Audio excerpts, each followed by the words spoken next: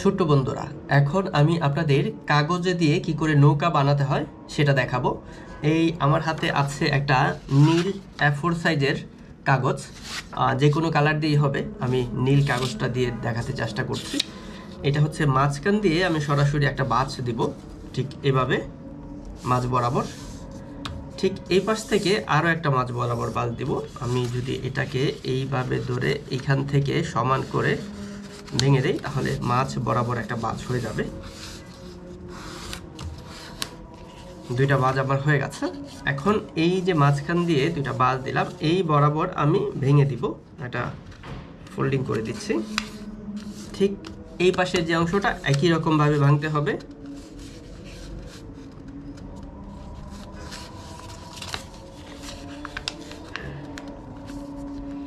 একেবারে সমান যাতে হয়, তাহলে ফিনিশিংটা খুব ভালো আসবে।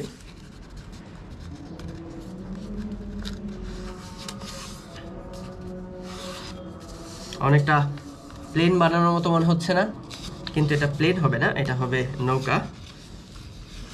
ঠিক এই যে দুইটা অংশ, অতিরিক্ত যে দুইটা অংশ বাহির দিকে হয়ে আছে, এটাকে আমরা ফোল্ডিং করে দেব ঠিক উপরের দিকে। একই রকমভাবে এই অংশটাকেও ফোল্ডিং করে দেব।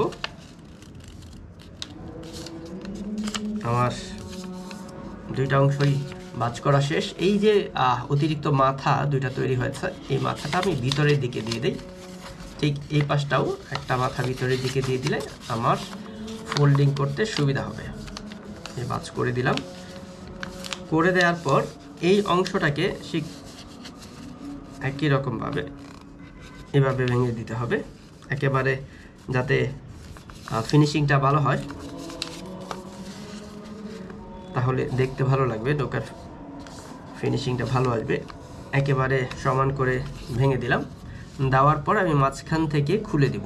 এভাবে খুলে এইভাবে যখন বাজ করে দেব, তখন একটা নৌকা মোটামুটি আবার হয়ে গেছে। কিন্তু এটা অনেক বড় হয়েছে, বড় হওয়ার কারণে নৌকাটা স্ট্রং হয়নি। আমাকে কি করতে হবে, আমাকে আরও একটা বাজ করতে হবে, তাহলে নৌকাটা একটু স্ট্রং হবে। যেহেতু অনেক হালকা হয়েছে, আমি আরও একটা বাজ করলে নৌকাটা ছোট হয়ে যাবে, কিন্তু অনেক মজবুত হবে। মানে আমি যখন পানিতে বাসাবো তখন বেশে থাকবে খুব সহজেই। ভাঙার পর আবার এইভাবে খুলে এভাবে একটা বাজ করে দিতে হবে।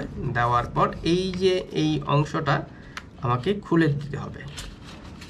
এখানে ধরে আমি একটু ভেঙে দিলাম। এই যে অংশটা অনেক বেশি, কাগজটা অত ভালো না, যেহেতু কালার কাগজ, কোয়ালিটিটা অত ভালো না। ভেঙে দেওয়ার পর এই একটু সরিয়ে দিলাম, যার জন্য নৌকাটা আমার হয়ে গেছে। এই নৌকাটা যেহেতু শক্ত হয়েছে, এখন এটা পানিতে খুব সহজেই ভেসে থাকবে। আমরা যদি নদীতে কিংবা আমাদের পুকুরে নৌকাটা বাসাতে চাই, সেক্ষেত্রে ভেসে থাকবে। আমি আরও একটা নৌকা দেখাচ্ছি, অনেকগুলো নৌকা। এইভাবে তোমরা নৌকা ঘরে বসে বানাতে পারো।